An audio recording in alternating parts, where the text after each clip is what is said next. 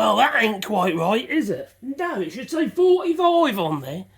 Well, unfortunately, no matter how much I wiggle the old handle on the side, I can't. No, that is its extent. Well, why is that? Well, I have been doing quite a bit of cutting of softwood at 45 degrees to create these loops on this table saw. And softwood's been, well, softwoods, they tend to have a lot of resin in them. Yes, resin. And what happens, it all goes around all the threads and what have you. So what we're going to do is we're going to see if we can actually get that back to 45 with a bit of luck. So first of all, we're going to have to see what's going on inside this. So let's remove that. But before I do that, I've got to put it back to where it was. Oh, which is anti-clockwise. There you go. It's a right wind up it is, I'll tell you. Oh, crikey. There you go. It's getting there. Now I should be able to remove that. Yes. No, I didn't use a zero clearance in here, not when doing this, because it ain't very practical at 45 degrees. And I want to get the sawdust out as quickly as possible. Give you the idea how much I've been doing.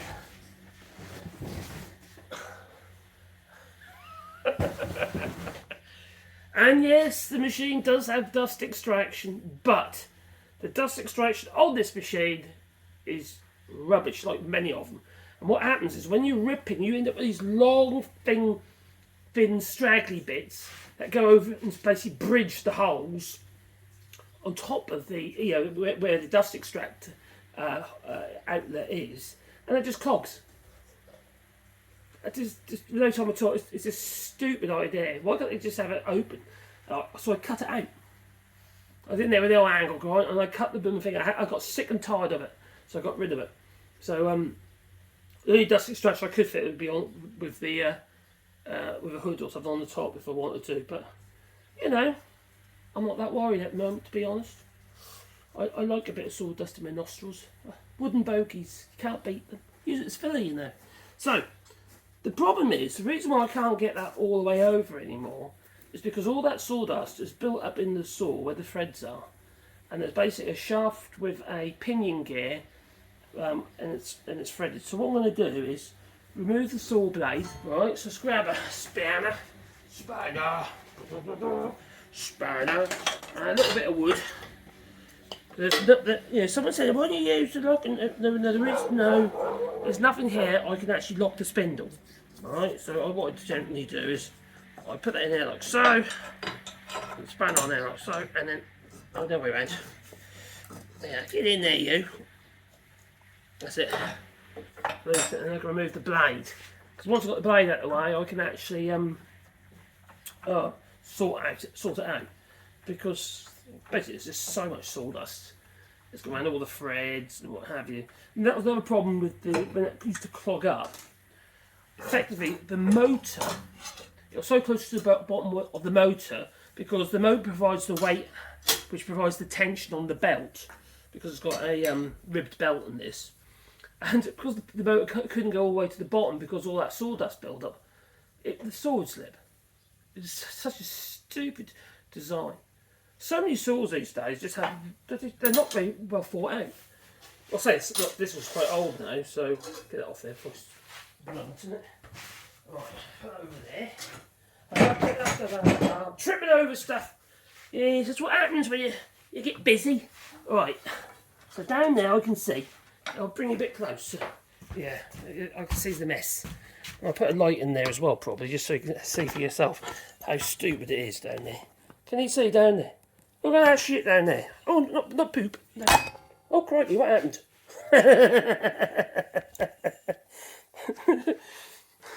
It's like with a carry-on film there, the bloopers at the end. Right, so I'll put a light in the bottom there so you can see what's going on there. What I need to do, we'll capture the dust. And as you see, what's going on, can you see all that on top here, you know, and down the side here. Let's bring it over here as well. Can you see that? So it all builds up inside the saw, where you don't want it. Unfortunately, my arm's in the way. I need to put my hand somewhere. Right. Okay, look at all that. All this stuff down here. Right. All this is just jamming the saw up. Periodically, you need to obviously clear it out. this is what's stopping it. Now, if you see it on the height adjustment here, we have this, there's like a cam, right, which is also a rack, and below there's the pinion, which does the height adjustment. So that too is affected by this, but also on the screw, on the angle. Now, if you look at the bottom, there's another pinion gear at the bottom there, and what happens is that all jams up with like resin and stuff. So you have to clean it. Now, what I tend to do to start with, I get a bit brutal with the old airline. That's what I do. It's really weird dust mask when doing this, but there you go. Oh, the sacrifices I make for you. Right, so I've got my airline.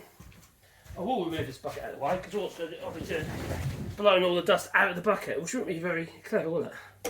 So we're going to get down there with the old airline and get rid of some of this. Hello.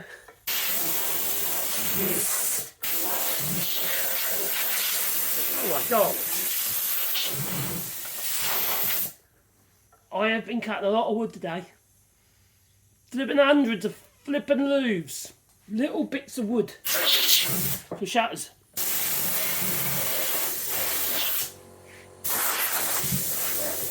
I'm going underneath now. Well, I might be able to show you from the front. Here, I can. Right. Put this down here. Right. Then what we'll do is we'll have a look from the front of the saw. Crikey. No, just blowing that light out of there. You know. That ain't very helpful, is it? I don't think so. So, down we go. Let's get that bucket of sawdust out of the way. I think I better get up again. Right, can you see my height adjuster on this saw? Alright? Is that not novel idea? Yes, it is a ratchet. The reason for that is because another bit stupid design on this particular saw is... Oh, I forgot to put the microphone on. Ah, damn, I'm wearing it. Well, I haven't pressed the button. Anyway, I hope it sounds alright. Now, in here, we have that pinion gear at the bottom here. That, just there, it ends up getting all congealed up, but also the rack itself. So if I move this around like so, hope you can see that alright. It gets to a point where it's getting stiff now. Yeah, it's starting to get stiff. Basically, there's all sawdust in it. Can you see that there? All that sawdust all built up in there. Yeah. And what happens? The ligament in the actual wood from sawdust gets compressed by the pinion gear, and then basically just glues itself to that rack. So when you bring it right over, and what happens is that last little bit is always the worst bit. Now you can see how the way the motor tensions on the belt there. See, it pivots from this point here. You see, yeah. So if the motor's not allowed, oh Wally, what's wrong, Wally? Wally, what's up, my boy? I might have a treat in my pocket for you. Yeah, I might have. But I know you are important. I know. There you go. What's that? Yeah, it's a good boy. Yeah. He's getting fat like me, aren't you? Yeah, I'll saw this out your eyes. He's my little workshop dog, isn't he? Eh? He's a lovely boy, he is. Yeah, so... I know, buddy. So, as you can see there, it's all congealed up here as well. So what you need is a little wire brush or something, clean it all out of that. And then what I do is I'll wax a bit of candle wax. So at the moment it's not really doing that last little bit. Can you see that? Doesn't really want to do that last little bit. So I can't quite get the full range of movement. So we'll try to do what we can with the airline first. Sorry, it's a bit wobbly about, but I'm just doing it free-handed in a minute.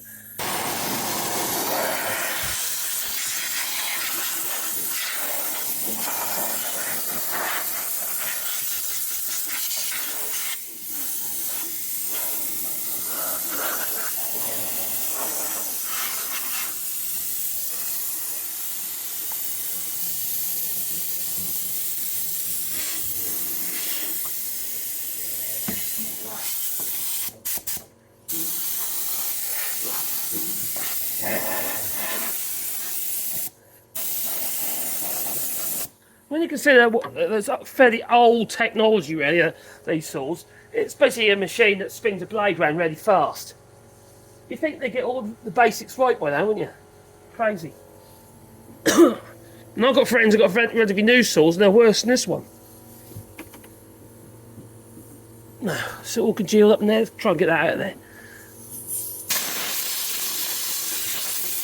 Nope, don't want to know. So let's go and see if we can find a wire brush or something.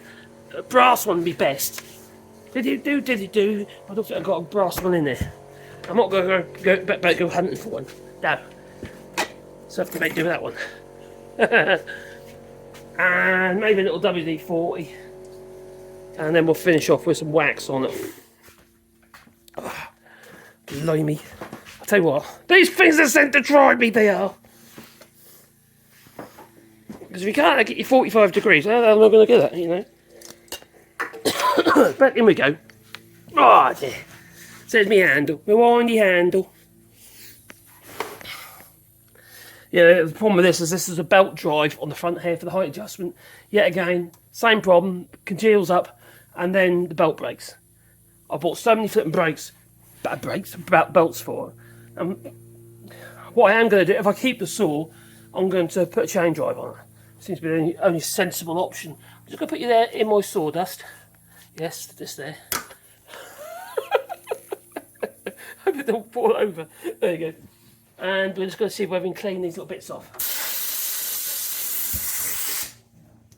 If we can get to those. Right. So we're going to loosen a bit of WD-40. You won't use grease or any of these things because it just stick even more, won't it? Wire displacement 40 times. Wire brush. Let's see if I can get it in there. That's the only thing. I don't know if I can get all of it. Loosen it.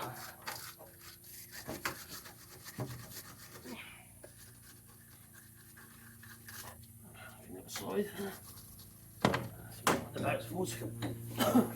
Might be able to let go over a little bit. Might be able to get my hand in there, but get from here. Just about. I'm not a contortionist. No.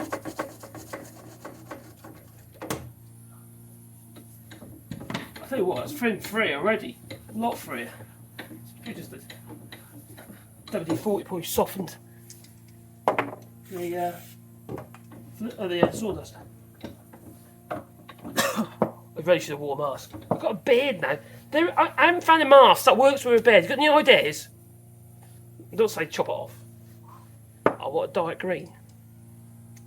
Or blue. I don't know yet. Whatever colour I can get.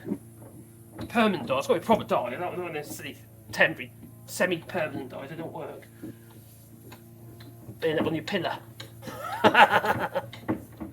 Right, that feels loads better. So what I'm going to do is, I'm going to press my paraffin wax up against the pinion gear. Just keep running that backwards and forwards, and that'll just drag some paraffin wax into the rack. It's a quadrant rack, and then there as well. In the day, you can put as much on there as you like, because what it needs will just fall off. Don't matter. Oh God, I feel so much better. Crikey, I wish I did that ages ago. I should have done it this morning. Cross. That ain't just a little difference. That's like feels fluid now. Right now, the point of this video is: can I get my 45 degrees now? That's what we've got to look at. Yeah. Oh, help me up, someone! Help me up! Right, hope the audio's okay, because I forgot to put that. Like an idiot. I'm supposed to press a button, I forgot to press the button. For external audio. We should just do it automatically, but it doesn't remember your last sentence, which is pretty stupid. That's Google for you. Right. Blade back in then. Let's see how the rise and fall. Actually, is it worth doing that at the same time? Actually, I'm just going to whack a bit of wax on the rise and fall.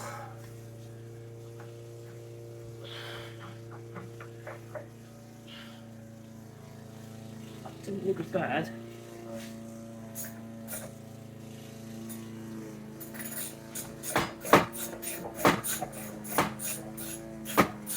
And we go with the rise and fall. Hello. Well, I'll pinch my fingers, isn't it? No, it's definitely better. Yeah, I can tell it's better. It's moving back and forth. What's happened? Damn it. Not loose. Oh, no, we're back, we're back. Back up again. Double blade. There it goes. Right, we'll bring the blade right up so we can get the digital angle finder on it. Put the blade back on. Clean as well. If you want to know how to clean a blade, there are detergents you can use. If you're in the United States, they quite like that simple green stuff. I ain't seen it over here, to be honest. But you know what I use? I just use cooker spray. You know, cooker cleaner. Well, it's some sort of hydroxide stuff. Hydrochloric acid, whatever it is. It's clean, because what happens is that stuff on the sides of your teeth will just create heat and weld the resin onto the sides of the teeth. It doesn't make it worse, not better. So I'm looking at it. You have to do a bit of TLC that later, you know. Glue on the side, you know. Most put glue on it. Oh. The washer. I am going to take the blade off again in a minute anyway. So normally what I do with a washer, careful with this, tap that in, that's in. That's what it's staying in, that's right. I use a centre punch normally and just punch, and that just grips the actual washer itself. The adjuster, or adjusting washer, spacer washer I like for it.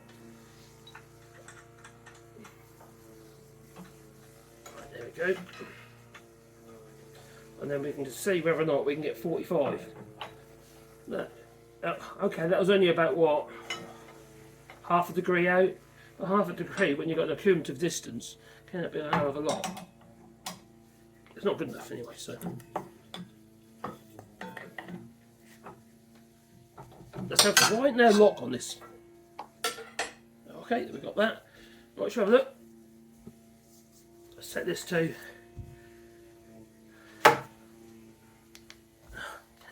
zeroed. No, zero it. Yep, that's zero.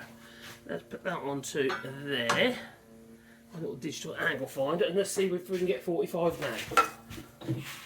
Now this could be the problem with your machine as well. It's a very common problem. God, I feel so much better.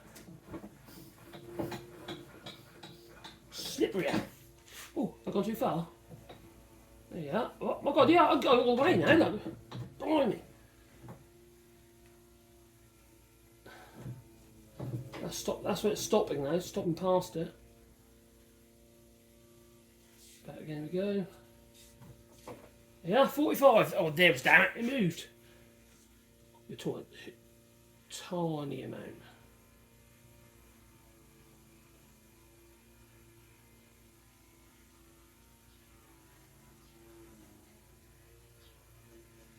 Oh. Yeah, stay. There you go, we've got a 45. Oh, it's moved again. Mate, oh, back again. Oh dear. It's a bit jumpy, isn't it? That digital angle finder, but there you go. That'll do me. That will. Anyway, do you have a problem with your table saw and getting an accurate 45? Do you have a way of getting a 45? Because these things are actually really brilliant, these little digital angle finders. I use it all the time. No, it just makes perfect sense. So what I see people doing all too often is trying to get that angle using a square or combination square, a square with 45 on it, and they've got this inserted, they've got the resting on this. These things aren't accurate to actually work your measurements off or do your angles off. So you're better off with that, because that is the actual angle of the blade. It needs to be to whatever it is to the table and not the insert. I know the insert should be perfect with the table, but I guarantee you there won't be. No, very unlikely. So anyway, I hope that was of use to you. And yeah, I think I better have a bit of a clean up now. Yeah, producing a lot of sawdust at the moment. So toodaloo, please click the old like button and maybe subscribe to the channel and bell icon, because then you get a warm face feeling in your pocket every time I upload another video. Oh, I know you'll be excited about that. No? Oh, okay. Write it there.